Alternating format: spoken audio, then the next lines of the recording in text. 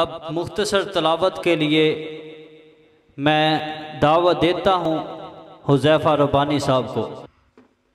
السلام علیکم ورحمۃ اللہ وبرکاتہ۔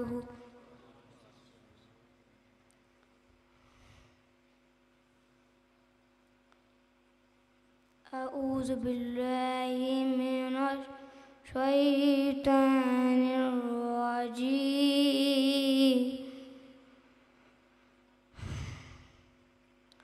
بسم اللہ الرحمن الرحیم،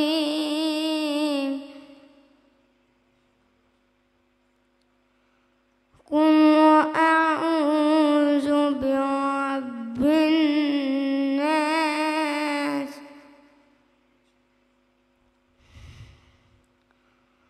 ملک الناس، إله الناس،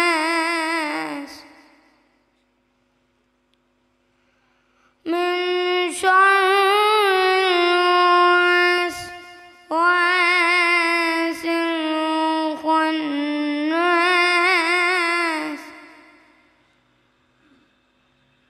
الذي يوسوس في صدور الناس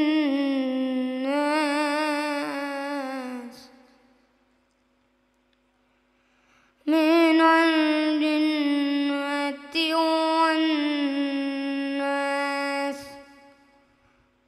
صدق الله العظيم۔